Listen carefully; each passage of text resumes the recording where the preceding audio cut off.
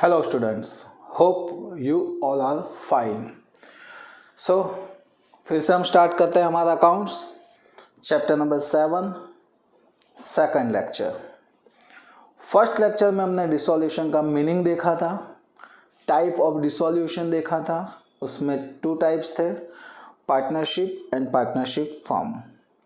Okay, उसका dissolution कैसे होता है वो फाइनल किया था। उसके बाद हमने देखा था method of dissolution. Okay, so boycott और सिंपल। सो हमने दोनों भी देख लिया था। थियरी में ये इतनी चीज़ें आती हैं। और उसके बाद देखते हैं नेक्स्ट टॉपिक है legal and other provision for accounting settlement of dissolution. Generally ये आता नहीं है, बट शायद 1 मार्क्स का क्वेश्चन इसमें से रख दें। बट ये इसीलिए करवा रहे हैं क्योंकि इसके शॉर्ट सम आते हैं। सो शॉर्ट सम के लिए इट्स अ इम्पोर्टेंट चीज थिंक। सो देखते हैं इसमें क्या है। So legal and other provision for accounting settlement of dissolution, उसमें first for loss of a firm, second liabilities of a firm and personal liabilities of partners, third partners loan to firm, 4 loan of a partners wife, 5 liabilities of partners, and 6 distribution of assets and realization of firm. सो ये क्या है sir, कुछ पता नहीं चला। Okay, सो जब हम firm का डिसोल्यूशन करते हैं, क्या करते हैं डिसोल्यूशन। जब भी फर्म का डिसोल्यूशन करते हैं तो क्या करते हैं, सबसे पहले रियलाइजेशन अकाउंट बनाते हैं। कौन सा अकाउंट बनाते हैं, रियलाइजेशन अकाउंट।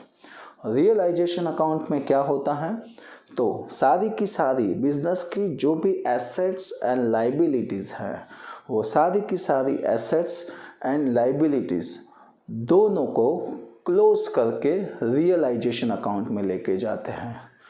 दोनों को क्लोज करके हम रियलाइजेशन अकाउंट में ले जाएंगे और वहाँ से सारी की सारी एसेट्स सेल कर देंगे। सारी की सारी एसेट्स सेल करने के बाद सबसे पहले तो हम क्या करेंगे, तो सुनो, सारी की सारी एसेट्स हम सेल कर देंगे। क्यों सेल करेंगे, क्योंकि हमारे फर्म का डिसोल्यूशन हो गया है, अब हम फर्म क्लोज करने वाले हैं। ओके, इसीलिए सारी की सारी एसेट्स हम क्लोज कर देते हैं। वो क्लोज करने के बाद क्या होता है, तो देखो, वो क्लोज करने के बाद जो भी इनकम मिलती है, वो इनकम का सबसे पहले जो भी डिसोल्यूशन एक्सपेंस होता है वो एक्सपेंस पेड करते हैं। ओके, डिसोल्यूशन का एक्सपेंस पेड करने के बाद अगर पैसे बचते हैं तो सारी की सारी लाइबिलिटीज पे की जाती हैं। ये लाइबिलिटीज पे करने के बाद अगर पैसे बचते हैं तो किसी भी पार्टनर्स ने लोन दिया है तो वो लोन पे किया जाएगा। लोन पे करने के बाद भी पैसे बचते हैं तो पार्टनर्स की जो कैपिटल है वो कैपिटल पे की जाएगी। और उसके बाद भी पैसे बचते हैं तो पार्टनर्स के P&L रेशियो के हिसाब से उसको शेयर किया जाएगा। सर आप सब बोला पर कुछ पल्ले नहीं आया, सो फिर से बताता हूँ। हम सारी की सारी एसेट्स सेल कर देते हैं। फॉर एग्जांपल समझ लो कि एसेट्स हैं 20 लाख की, ये हमने सेल कर दी तो 20 लाख रुपीज़ हमको मिले। ये 20 लाख रुपीज़ में सबसे पहले हम डिसोल्यूशन एक्सपेंस है तो वो पे करते हैं, नहीं है तो कोई प्रॉब्लम नहीं है। चलिए, यहाँ पे डिसोल्यूशन एक्सपेंस नहीं है, कोई बात नहीं है। उसके बाद हमने लाइबिलिटीज़ पे करनी है। चलिए, तो फर्म की लाइबिलिटीज़ थी 10 लाख रुपीज़, सो वो पे कर दी। तो अब कितना बचा, 10 लाख रुपीज़ वो बचा। उसके बाद हम क्या करेंगे, लोन ऑफ पार्टनर, अगर किसी पार्टनर्स ने फर्म को लोन दी है तो वो पे करेंगे। चलिए, 2 लाख की लोन थी 2 लाख की, सो वो लोन भी हमने दे दी। अब कितना बचा हमारे पास, 8 लाख। ओके, 8 लाख अभी भी बच रहा है तो हम क्या करेंगे, अब बारी है पार्टनर्स के कैपिटल की। जो भी पार्टनर्स का जितना भी कैपिटल बैलेंस है वो पे किया जाएगा। चलिए, तो वो कैपिटल का टोटल बैलेंस है 5 लाख, चलिए वो भी पे कर दिया। अभी भी पैसे बच रहे हैं 3 लाख। तो अब जो बचता है उसको पार्टनर्स का जो P&L रेशियो है वो रेशियो के हिसाब से हम क्या कर देंगे, शेयर कर देंगे। ओके। सो इस तरीके से एसेट सेल करके इस तरीके से सारे के सारे एक्सपेंस पे किए जाते हैं। क्लियर। इसीलिए ये पहले ये समझ में आएगा तो बाद में ये पता चलेगा। इसीलिए पहले नंबर 6 वाला टॉपिक लिया, distribution of assets, realisation of firm. Okay. So अब देखते हैं हमारा फर्स्ट वाला टॉपिक क्या बोला है, फॉर लॉस ऑफ फर्म। अब क्या होता है, हम रियलाइजेशन अकाउंट बनाते हैं, उसमें एसेट्स सेल किया तो एसेट्स 5 लाख की हैं और लाइबिलिटीज 10 लाख की हैं। कितने की हैं? 10 लाख की। सो इसका मीनिंग ये हुआ कि हमारे पास -5 लाख आंसर आए, यानी कि 5 लाख कम पड़ रहे हैं क्योंकि एसेट सेल की 5 लाख में, सामने लाइबिलिटीज है 10 लाख की। सो 5 लाख कम पड़ रहे, इसको बोलेंगे हम लॉस। सो ये लॉस कैसे कवर करना है, तो ये लॉस पार्टनर्स है, पार्टनर्स वो लोग देंगे।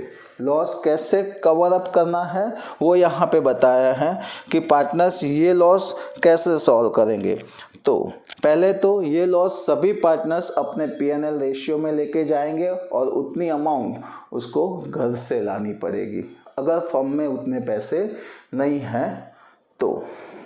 फिर से बोल रहा हूँ, ये सारे के सारे जो भी लॉसेस हैं वो लॉसेस पार्टनर्स को बीच में क्या किया जाएगा, शेयर किया जाएगा और पार्टनर्स को अपने घर से लाना पड़ेगा। कब लाना पड़ेगा? पहले तो उसके कैपिटल में से ये लॉस माइनस किया जाता है, कैपिटल में से लॉस माइनस करोगे और अभी भी अमाउंट कम पड़ रही है तो पार्टनर्स को अपने घर से लाना पड़ेगा। तो ये था for loss of a firm. Okay. Second देखते हैं, liabilities of a firm and personal liabilities of a partners. So समझ लो, किसी पार्टनर्स को ऐसा हुआ कि ये लॉस हुआ और उसकी जो कैपिटल है वो कैपिटल में ये लॉस हम लेके गए। समझ लीजिए कैसे है। फॉर एग्जांपल 5 पार्टनर्स हैं, सबके बीच में 1 लाख का लॉस आया। सी पार्टनर्स है, उसकी कैपिटल है 50,000। कितनी है? 50,000 और लॉस आया 1 लाख। सो 50 में से 1 लाख माइनस किया तो और उसको 50,000 लाना पड़ेगा। तो वो क्या करेगा, अपनी जो पर्सनल प्रॉपर्टी है उसको सेल करके भी वो 50,000 लाना पड़ेगा और बिजनेस को देना पड़ेगा और बिजनेस की लाइबिलिटीज पेड करनी पड़ेगी। बट सुनो, अगर उसकी कुछ पर्सनल लाइबिलिटीज भी हैं, कोई पार्टनर्स हैं ऐसा, ये सी वाला पार्टनर्स की बात करते हैं, तो उसकी पर्सनल लाइबिलिटीज, उसने पर्सनल लाइबिलिटीज उसकी 5 लाख की है तो क्या किया जाएगा, पहले उसकी पर्सनल एसेट्स सेल की जाएगी। उस पर्सनल एसेट्स को सेल करके जो भी पैसा मिलता है उससे पहले उसके पर्सनल लाइबिलिटीज पे की जाएगी। वो पे करने के बाद अगर पैसा बचता है तो फर्म की लाइबिलिटीज पे की जाती है। फिर से एक बात बताता हूँ, यहाँ पे 2 लाइबिलिटीज की बात है, एक फर्म की और पर्सनल। अगर फर्म की लाइबिलिटीज ज़्यादा है, एसेट्स कम है, तो पार्टनर्स को घर से पैसे लाने पड़ेंगे। पार्टनर्स घर से पैसे लाता है, कैसे लाएगा, अपनी एसेट्स सेल करके। तो वो खुद की एसेट सेल करता है तो पहले ये देखा जाता है कि उसके पर्सनल लाइबिलिटीज हैं कि नहीं। तो उसकी पर्सनल लाइबिलिटीज अगर हैं तो पहले वो पे की जाएगी और उसके बाद पैसे बचते हैं तो फर्म की लाइबिलिटीज पे की जाएगी। Are you understand? Okay. Next, partners loan to a firm. अगर किसी पार्टनर्स ने फर्म को लोन दिया है तो क्या होगा? अगर कोई पार्टनर्स फर्म को लोन देता है तो पहले एसेट सेल करके सबसे पहले डिसोल्यूशन एक्सपेंस पे किया जाएगा, उसके बाद सारी की सारी फर्म की लाइबिलिटीज पे की जाएगी और उसके बाद अगर पैसे बचते हैं तो पार्टनर्स को लोन पे किया जाएगा। बट अगर ऐसा है, सोच लो, डिसोल्यूशन एक्सपेंस एंड लाइबिलिटीज पे करने के बाद अमाउंट बची है 50,000। कितनी बची है? 50,000। और यहाँ पे 2 पार्टनर, समझ लो A एंड B, दोनों ने लोन दिया था फर्म को, दोनों ने 1 लाख लोन दिया था। तो किसको दिया जाएगा? चलिए एक ही पार्टनर्स होता तो पूरी अमाउंट उसको दे देते, बट 2 पार्टनर्स है और अमाउंट भी कम है तो क्या करेंगे? तो दोनों के लोन की जो अमाउंट है यहाँ पे वो लोन की अमाउंट के हिसाब से दोनों के बीच में 50,000 रुपीज शेयर किया जाएगा। सो यहाँ पे आप देख सकते हो कि दोनों की लोन की अमाउंट सेम है, 1 लाख, यानी कि दोनों के बीच में इक्वल प्रपोर्शन में ये 50,000 सेल किया जाएगा, यानी कि शेयर किया जाएगा, यानी कि दोनों को मिलेगा 25,000। ओके, सो फिर से एक बार बोलता हूँ, पार्टनर्स की लोन फॉर्म में अगर कोई पार्टनर्स ने लोन दिए तो उसके पैसे कैसे मिलेंगे? पहले सारी एसेट सेल की जाती है। वो एसेट सेल करने के बाद सबसे पहले डिसोल्यूशन एक्सपेंस पे किया जाएगा। अगर पैसे बचते हैं तो लाइबिलिटीज पे की जाएगी। लाइबिलिटीज पे करने के बाद अगर पैसे बचते हैं तो पार्टनर्स की लोन पे की जाएगी। चलिए, loan of a partners wife, अगर किसी पार्टनर्स की वाइफ ने लोन दिया है तो क्या होगा? तो उसके लिए मेंशन किया है कि अगर किसी पार्टनर्स की वाइफ ने लोन दिया है तो उसको पहले चेक किया जाएगा कि वो जो लोन है वो लोन की अमाउंट वाइफ ने अपने पर्सनल फंड में से दी है या पार्टनर्स का ही है।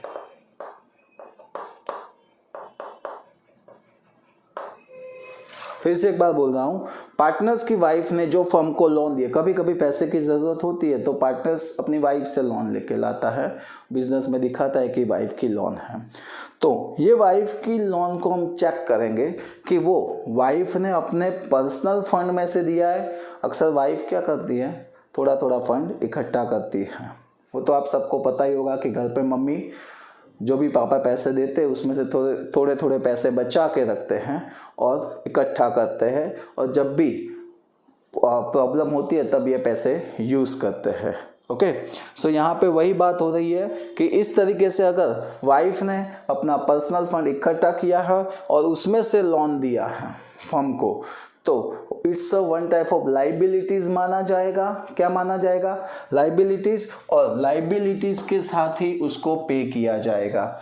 यानी कि पहले एसेट सेल की जाएगी, एसेट सेल करके पहले डिसोल्यूशन एक्सपेंस सेल दिया जाएगा और उसके बाद अदर जो लाइबिलिटीज है उसके साथ ही वाइफ की लोन पे की जाएगी। बट अगर वो वाइफ ने जो लोन दी है वो सारे के सारे पैसे पार्टनर्स ने ही उसी को दिए हैं और बोला है पे तू लोन दे, यानी कि ये पैसे सारे के सारे पार्टनर्स के ही हैं, तो उसको पार्टनर्स की लोन माना जाएगा। और कैसे दिया जाएगा? सारी की सारी एसेट सेल करने के बाद पहले डिसोल्यूशन एक्सपेंस पे करेंगे, उसके बाद लाइबिलिटीज पे करेंगे और उसके बाद पैसे बचते हैं तो पार्टनर्स की वाइफ की लोन दी जाएगी। क्लियर? सो ये था नंबर 4 वाला टॉपिक। अब देखते हैं नंबर 5, लाइबिलिटीज ऑफ पार्टनर्स। आप 11th में बीए में पढ़ के आए कि हर एक पार्टनर्स यानी कि एवरी पार्टनर्स की लाइबिलिटीज क्या होती है? अनलिमिटेड होती है। क्या होती है?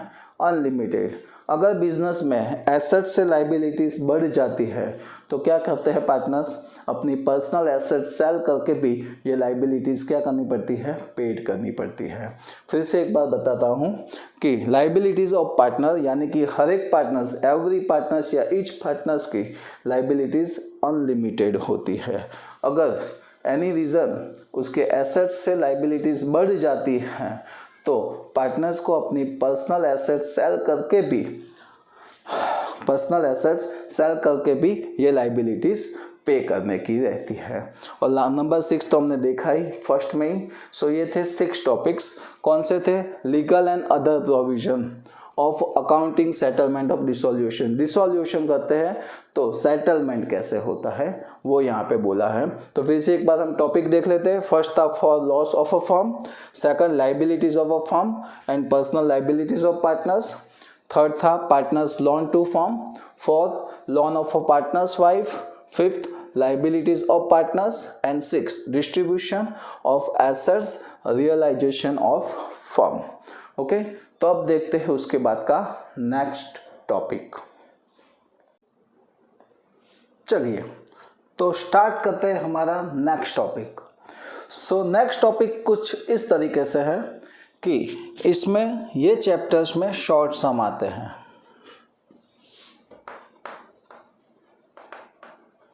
और शॉर्ट सम में आपको जनरल लिखनी है। सो ये जनरल एंट्री कैसे करते हैं वो आपको दिखाता हूँ। सो हम नॉर्मल लैंग्वेज में लिख देंगे और इजी वे से देख लेंगे। चलिए तो पढ़ते हैं जनरल एंट्री।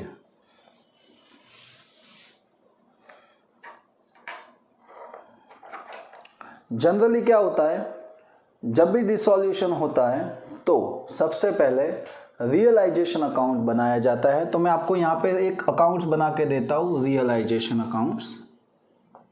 ध्यान से देखना और अच्छी तरीके से समझना, क्योंकि इसके हिसाब से ही आप पूरा का पूरा जनरल एंट्री का टॉपिक सॉल्व कर पाओगे और वो भी इजीली। ओके,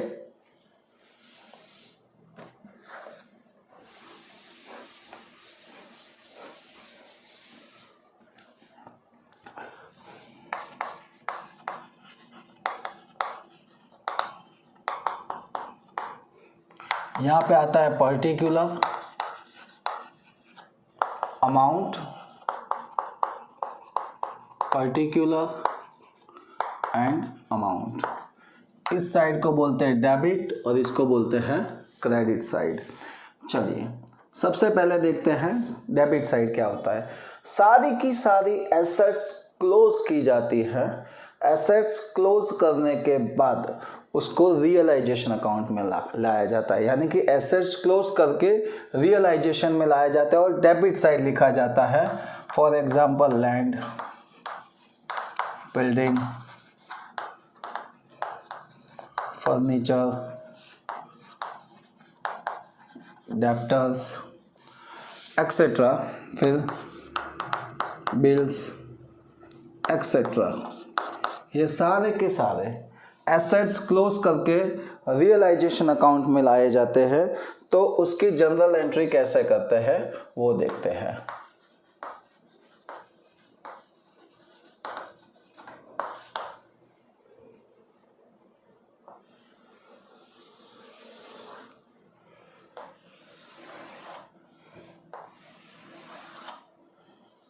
सो यहाँ पे हमारा फर्स्ट टॉपिक है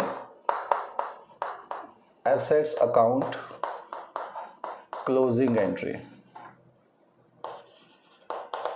यानी कि closing assets account. Assets account की क्लोजिंग एंट्री कैसे होती है चलिए देखते हैं। सारी की सारी एसेट्स हम रियलाइजेशन अकाउंट में लेके गए, रियलाइजेशन अकाउंट के डेबिट साइड लेके गए हैं। तो यहाँ पे रियलाइजेशन अकाउंट डेबिट करना पड़ेगा। टू जो भी एसेट्स है, यानी कि ऑल एसेट्स अकाउंट। ये हुई फर्स्ट वाली एंट्री। अब आपका क्वेश्चन ये रहेगा कि भाई रियलाइजेशन अकाउंट के डेबिट साइड क्यों लाया जाता है। तो सुनो, बैलेंस शीट होती है, बैलेंस शीट, उसमें सारी की सारी एसेट्स एसेट साइड लिखी जाती है। समझ लो ये पूरी बैलेंस शीट है। यहाँ पे लाइबिलिटीज लिखते हैं, यहाँ पे एसेट्स लिखते हैं। सो लाइबिलिटीज वाली क्रेडिट साइड होती है और एसेट्स वाली कौन सी साइड होती है, डेबिट साइड होती है, राइट। अब डेबिट साइड कोई भी आपको प्रॉपर्टीज यानी कि एसेट्स दी है, उसको क्लोज करना है तो उसको क्या करना पड़ेगा, क्रेडिट, यानी कि एसेट्स क्रेडिट करेंगे और जहां ले जाते हैं वहां क्या करना पड़ेगा, डेबिट, यानी कि रियलाइजेशन में लिया जाता है, यानी कि रियलाइजेशन अकाउंट डेबिट। एक इस तरीके से याद कर सकते हैं। सेकंड, कैसे याद रखना है इन शॉर्ट में, एसेट्स डेबिट होती है, डेबिट साइड लिखी जाती है, यानी कि उसको उठा के हम रियलाइजेशन में डेबिट साइड लिखते हैं। ये इजी वे है। सो एंट्री कैसे होगी, जनरल एंट्री, रियलाइजेशन अकाउंट है, उसके डेबिट साइड लिखा है तो realisation account debit to assets account. अब बात करते हैं लाइबिलिटीज। तो लाइबिलिटीज क्रेडिट साइड होती है, तो उसको क्लोज करके हम रियलाइजेशन अकाउंट के क्रेडिट साइड लाएंगे। लाइबिलिटीज में ऑल लाइबिलिटीज लाइक अ लोन, फिर बोलिए क्रेडिटर्स, उसके बाद बिल्स एंड अदर लाइबिलिटीज। सो ये सारी लाइबिलिटीज यहाँ पे क्रेडिट साइड लिखी है। सो यहाँ पे हम सेकंड टॉपिक ये लिखेंगे नंबर 2 कि लाइबिलिटीज क्लोजिंग एंट्री।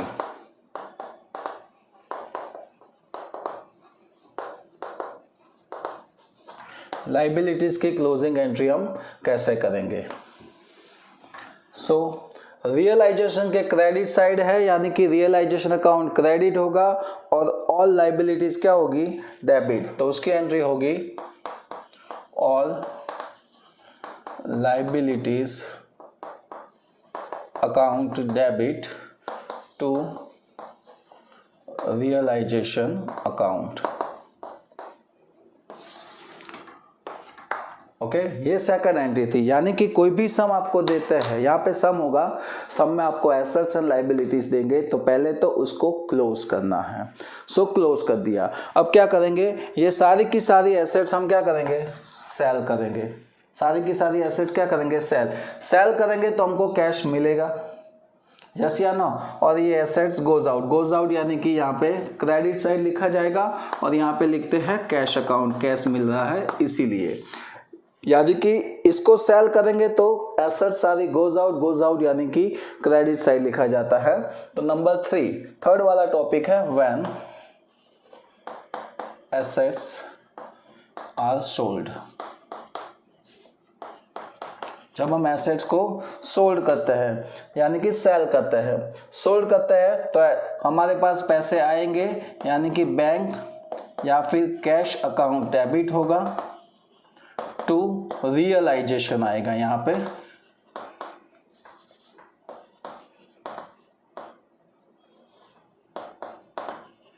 क्यों सर, यहाँ पे एसेट्स अकाउंट नहीं आ सकता है? नहीं आएगा, क्योंकि एसेट्स अकाउंट ऑलरेडी हमने पहले क्लोज किया। क्लोज करके कहाँ पे लेके गए, रियलाइजेशन में। इसीलिए एसेट्स जब सेल करते हैं तब एसेट्स का नाम नहीं आएगा, रियलाइजेशन अकाउंट लिखा जाएगा।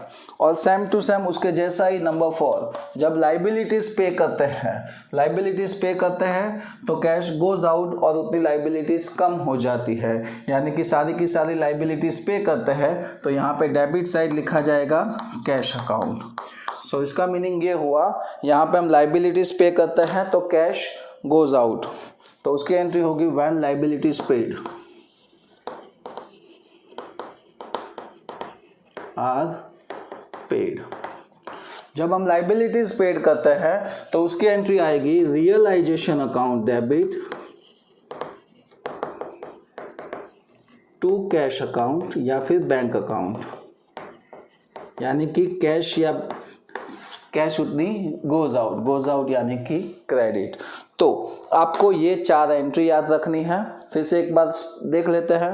एसेट्स अकाउंट क्लोज करते हैं तो realisation to assets account, liabilities account close करते हैं तो इसका उल्टा liabilities to realisation, assets sell करते हैं तो बैंक या फिर cash account debit to realisation account, when liabilities are paid, liabilities paid करते हैं so realisation account to cash या बैंक अकाउंट। सो आज के लेक्चर के लिए इतना लगते हैं। कल से यानी कि नेक्स्ट लेक्चर में अब हम इसके सम चेक करेंगे और सॉल्व करेंगे। सो जय हिंद, जय भारत।